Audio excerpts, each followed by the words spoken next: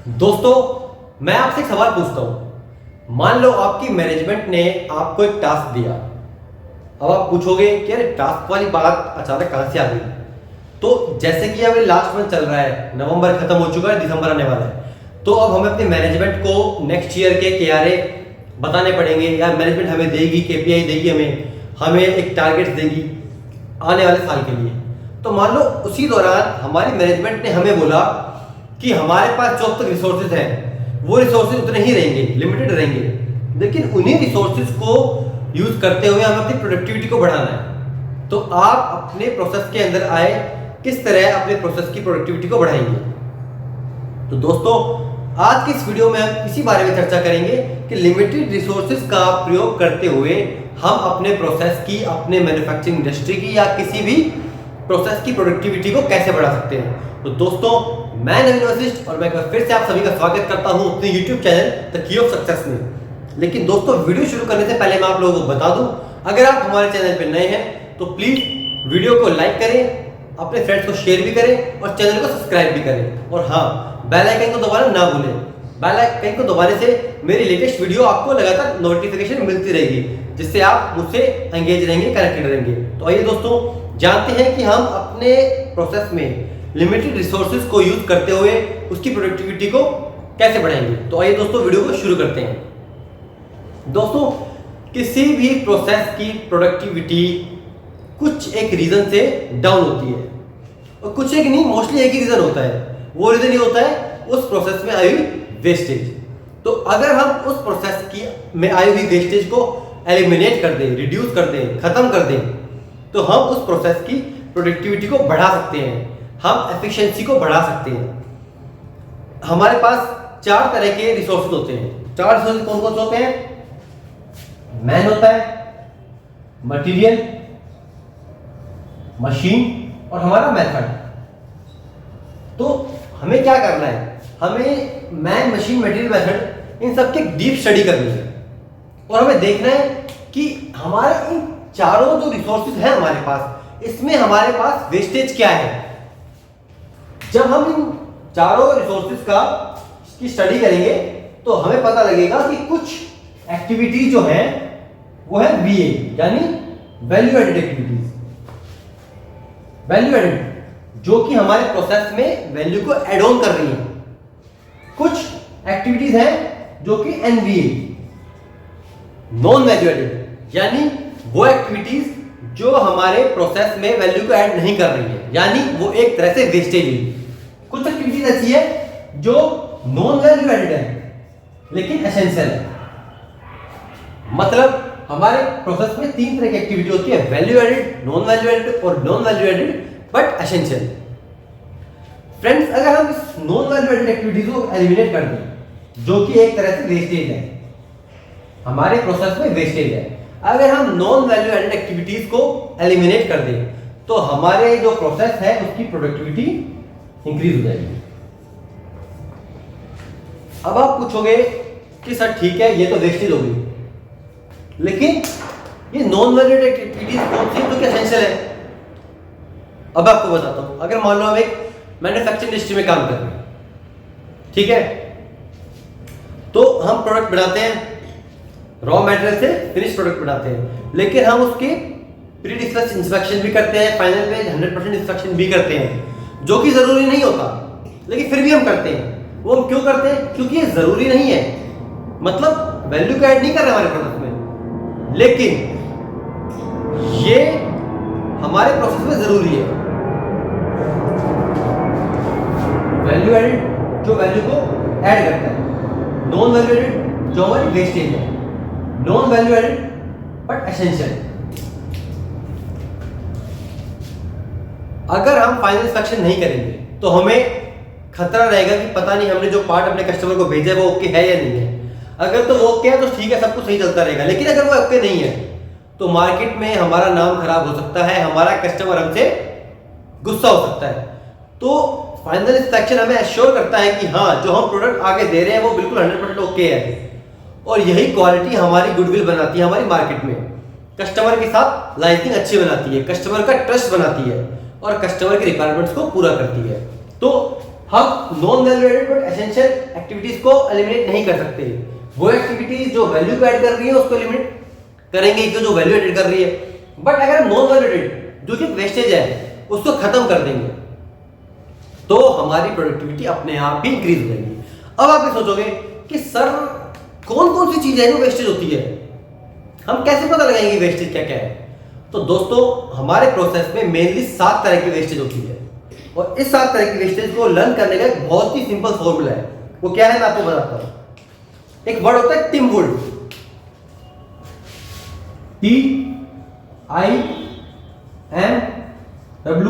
TIMWOOD। इस टिमवुड से हम अपने प्रोसेस की वेस्टेज को देख सकते हैं कि हमारे प्रोसेस में क्या क्या वेस्टेज आती है। अब एक एक करके सारी वेस्टेज को स्टडी करते हैं। तो T फॉर ट्रांसपोर्टेशन।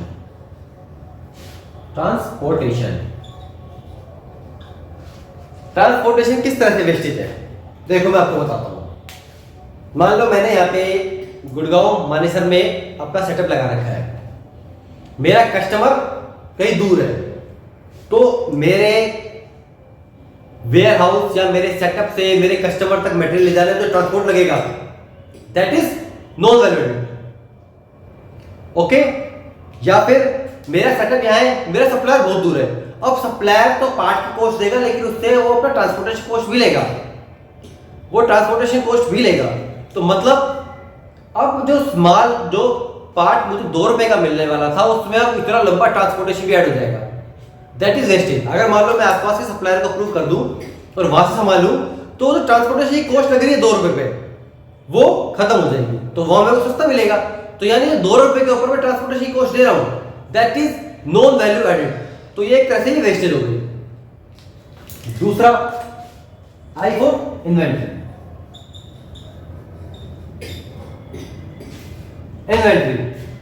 इन्वेंट्री एक तरह से प्रॉपर वेस्टेज है। क्यों है? क्योंकि हमने जो माल कस्टमर को पहुंचा दिया, कस्टमर उसी का पैसा देगा, कस्टमर को कुछ मतलब नहीं कि हमारे पास कितना माल बना हुआ है। हमारे पास 2 डे 3 डे 4 डे की इन्वेंट्री है, कस्टमर को कोई मतलब नहीं है। कस्टमर सिर्फ उसी चीज का पैसा देगा जो उसके पास माल हमने पहुंचा दिया। अब हमने इन्वेंट्री इकट्ठी कर ली, एक सेफ साइड लगी, कल को पता नहीं क्या हो, स्ट्राइक हो जाए, माल ना आए, व्हाटएवर फलाना ढिकना, तो हम कैसे सप्लाई पहुंचाएंगे? लेकिन अब मेरे पास 4 दिन की इन्वेंट्री है, 4 दिन की इन्वेंट्री है मेरे पास। इन्वेंट्री की कैरिंग कॉस्ट, हैंडलिंग कॉस्ट, उसके लिए स्टोरेज, उसके लिए प्रॉपर एनवायरनमेंट, ये सब वेस्टेज ही है। दूसरा, मान लो मैंने 2 लाख रुपए की इन्वेंट्री कर ली। अब ये 2 लाख रुपए भैया कैपिटल है जिसपे इंटरेस्ट है, जिसपे इंटरेस्ट बनता है, तो वो जो इंटरेस्ट मैं पे करूंगा दैट इज वेस्टेज। इसलिए इन्वेंट्री एक तरह की वेस्टेज है जिसे हमें कम से कम रखना चाहिए। तीसरी अगर मैं बात करूं एल फॉर मोशन। मोशन का मतलब क्या होता है? मोशन का मतलब है कि मेरा जो प्रोसेस फ्लो डायग्राम होता है ना, जो प्रोसेस का फ्लो होता है वो बिल्कुल सिंगल पीस फ्लो होना चाहिए। दूसरा, मेरा प्रोसेस ऐसे डिजाइन होना चाहिए कि एक स्टेप के बाद दूसरा स्टेप जो करना है मेरे को प्रोसेस करना है वो आसपास ही हो। ऐसे नहीं हो कि ए प्रोसेस यहां हो रहा है, बी प्रोसेस वहां हो रहा है, सी प्रोसेस वहां हो रहा है, फिर डी यहां पे हो रहा है। इसमें क्या होगा? मेरा बैटरी का जो फ्लो है अननेसेसरी की मोशन होगा। अब हो सकता है कि इस मोशन के चक्कर में मेरा डिफेक्टेड पार्ट मिक्स हो जाए, दूसरी पार्ट मिक्स हो जाए, सिमिलर पार्ट मिक्स हो जाए, कुछ नहीं कह सकते हम, कोई प्रोसेस स्किप हो जाए। तो ये मोशन एक तरह का वेस्टेज है जो कि हमारे प्रोसेस में नहीं होना चाहिए। इसके लिए भी हमें अपने प्रोसेस की डीपली स्टडी करनी पड़ती है। चौथा है W फॉर वेटिंग। वेटिंग क्या होता है? वेटिंग होता है इंतजार करना। मतलब मेरा ऑपरेटर आ गया लेकिन मैनेजर नहीं आया, उसको किसी ने ऑर्डर नहीं दिया, अब वो 9 बजे खड़ा हो गया बाबूजी बन के चाय पी रहा है, लेकिन उसको ऑर्डर नहीं मिला काम करने के लिए। 10 बज गए, किसी ने बताया नहीं करना क्या है, या प्लानिंग का फेलियर था, व्हाटएवर, वो वेट कर रहा है, तो वो 1 घंटा क्या होगा? वेस्ट हो गया। मैंने तो मंथली सैलरी देनी है उसको 19,000 रुपए, 19,000 में 1 घंटा मेरा खराब हो गया, दैट इज वेस्टेज। या मैन पावर आई नहीं अभी तक, कोई जाम लग गया था, ट्रैफिक जाम हो गया था, या बंदे अपने आप आते हैं, बारिश का मौसम है, व्हाटएवर, मेरी मशीन आइडल खड़ी है, कोई काम नहीं कर रहा उस पर, that is waiting, that is wastage, वो एक तरह से वेस्टेज है मेरे प्रोसेस की। तो हमें इस तरह से अपने प्लानिंग करनी चाहिए कि ना तो मेरी मैन पावर आइडल रहे, ना मेरी मशीन आइडल रहे, प्रॉपर यूटिलाइज हो, उसका बेस्ट यूटिलाइजेशन हो।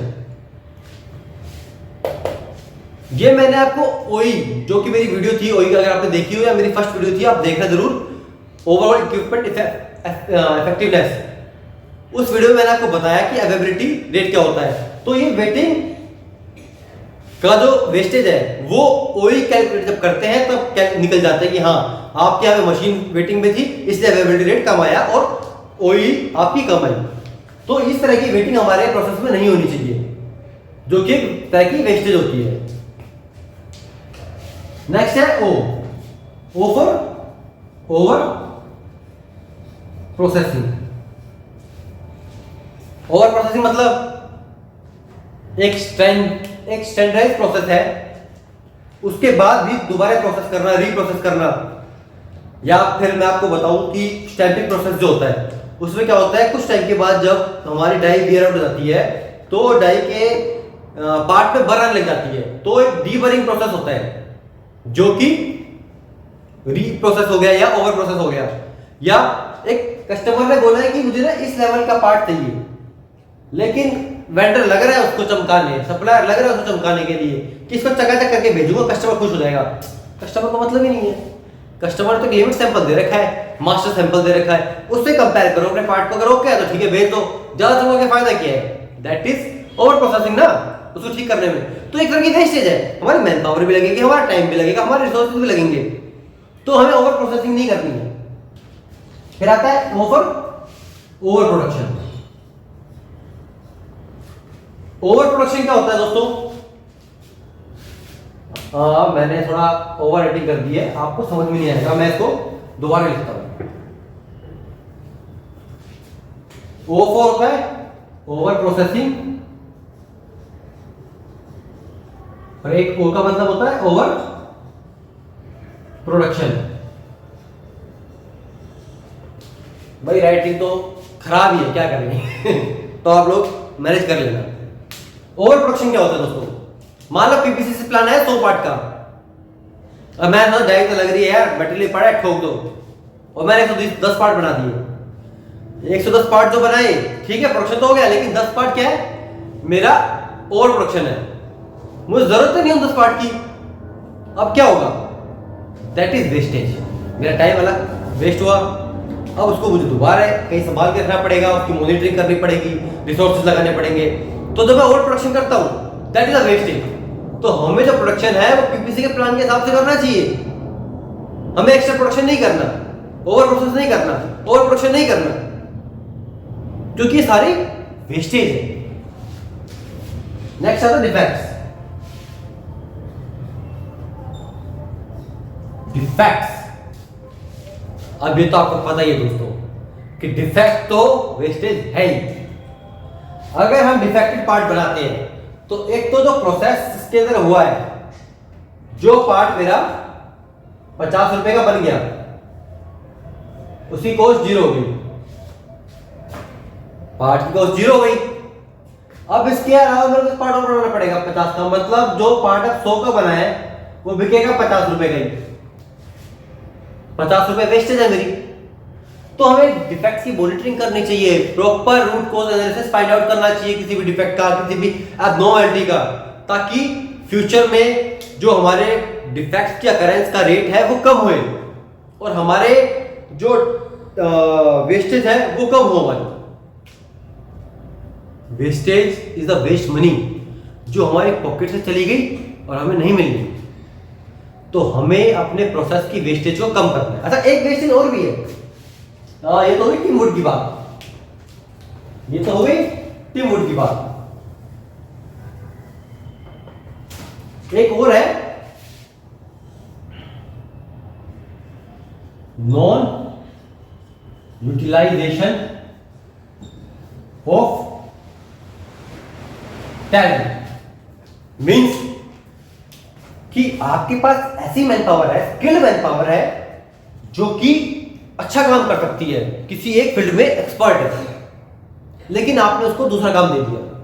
अब वो एक्सपर्ट तो किसी और काम में थी। मान लो कि मैं बात करूं कि कोई इंजीनियरिंग का बंदा आया, कोई डेवलपमेंट का बंदा था, उसको आपने प्रोडक्शन दे दिया। अब वो डेवलपमेंट तो किसी पार्ट की बहुत अच्छी कर सकता है, रूट कॉज फाइंड आउट बड़ा अच्छा कर सकता है, किसी भी प्रोसेस के डिजाइन को बहुत अच्छे से डिजाइन कर सकता है, लेकिन वो मैन पावर हैंडल नहीं कर सकता। तो वो बंदा प्रोसेस में किसी काम का नहीं, वो प्रोडक्शन को हैंडल कर ही नहीं पाएगा। भाई यहाँ तो आवाज उठते रहते हैं, आवाज आती रहती है तो मैनेज करना पड़ेगा आप लोगों को। तो हवाई जहाज के नाम से ना मैं भूल गया बता क्या रहा था। तो ये जो है हमारा नो यूटिलाइजेशन ऑफ टैलेंट, मतलब बंदे में टैलेंट है, आप यूटिलाइज नहीं कर पा रहे हो। मैनेजर बना दिया है, किसी के रेफरेंस से वटएवर जैसे बन गया, लेकिन उसके वो मैन पावर भी दे दी, वो मैन पावर को यूटिलाइज नहीं कर पा रहा है, उनके टैलेंट को यूटिलाइज नहीं कर पा रहा है। अब कंपनी तो टैलेंटेड बंदों को सैलरी दे रही है, लेकिन उनसे उस तरह का काम नहीं हो पा रहा है, काम नहीं ले पा रहे हैं हम उनसे जिस हिसाब से हम काम लेना चाहते हैं, काम लेना चाहिए। तो दैट इज वेस्टेज, और ये बहुत बड़ी वेस्टेज है, बहुत सी कंपनी में होता भी है ये। नॉन टैलेंटेड बंदे अपना मस्ती मार रहे होते हैं, और टैलेंटेड बंदों को उस हिसाब से यूटिलाइज नहीं किया जाता कि उनके टैलेंट को बाहर लाएं और अपनी कंपनी का फायदा करें। तो ये एक तरह की वेस्टेज होती है। तो अगर हम इस तरह की वेस्टेज को एलिमिनेट ही कर दें तो हमारी प्रोडक्टिविटी इंप्रूव हो सकती है, या हम रिड्यूस ही कर दें तो भी हमारी प्रोडक्टिविटी इंप्रूव ही होगी। और आप देखोगे कि एक स्टेप के बाद दोबारा जब इंप्रूवमेंट ले जाओगे तो और नए वो आएंगे, थॉट्स आएंगे, आइडियाज आएंगे, और कंटिन्यूअस इंप्रूवमेंट होती रहेगी। हमें अपने प्रोसेस में आई वेस्टेज को पता करने का सबसे अच्छा तरीका है साइकिल टाइम स्टडी। इसके बारे में मैं अपनी एक वीडियो में पहले ही बता चुका हूं, और इसके एक सेपरेट वीडियो भी बनाऊंगा कि हम साइकिल टाइम स्टडी कैसे कैसे कर सकते हैं, कौन कौन सा वो टूल है जिसकी हेल्प से हम साइकिल टाइम स्टडी कर सकते हैं। बट अभी मैं आपको बता दूं कि हम अपने प्रोसेस को डीपली थोरोली इसको मतलब डीपली स्टडी करनी पड़ेगी अपने प्रोसेस की, कि हमारा प्रोसेस कैसे कैसे हो रहा है, इसमें कौन कौन सी वैल्यू एडेड एक्टिविटीज है, नॉन वैल्यू एडेड है, नॉन वैल्यू एडेड एसेंशियल है। तो इस हमें देखना पड़ेगा कि कौन कौन सी एक्टिविटी हमारी वेस्टेज है, और उनको फिर हमें एलिमिनेट करना पड़ेगा। और इन्हीं वेस्टेज को हम मुद्दा भी बोलते हैं, जो कि 3M का M है। मुद्दा मतलब wastage, the wastage of our processes. तो दोस्तों, अगर इन सब वेस्टेज को हम कंट्रोल कर लेंगे तो हमारे प्रोडक्ट की प्रोडक्टिविटी, हमारे प्रोसेस की प्रोडक्टिविटी, हमारी ओवरऑल इक्विपमेंट इफेक्टिवनेस सब कुछ इंप्रूव हो जाएगी, बढ़ जाएगी, हमारा प्लांट प्रॉफिट पे चला जाएगा। और जब जब प्लांट प्रॉफिट में जाता है तो भैया इंसेंटिव अच्छा मिलता है, बोनस अच्छा मिलता है, अपना मालिक खुश हुआ और अपनी जेब भरी भरी हुई। तो हमें क्या करना है, अपने प्रोसेस में आई वेस्टेज को ढूंढना है, उसको एलिमिनेट करना है, और अपनी प्रोडक्टिविटी को इंप्रूव करना है। तो अगर आपकी मैनेजमेंट आपको बोले ना कि भैया रिसोर्सेज इतने दे रहे हैं लिमिटेड, अपना देख लो भाई, हमें तो प्रोडक्टिविटी इंप्रूव चाहिए, तो बोल देना, हो जाएगी। क्योंकि नवीन सर ने सिखा दिया है, अपने प्रोसेस की वेस्टेज को कम करो और प्रोडक्टिविटी को बढ़ाओ। तो दोस्तों, आपको ये वीडियो कैसी लगी प्लीज कमेंट करके बताएं, वीडियो को लाइक करें, और मैं फिर से कह रहा हूं, अगर आप मेरे चैनल पर नए हैं तो प्लीज चैनल को सब्सक्राइब करें और बेल आइकन को दबाना ना भूलें। Thank you.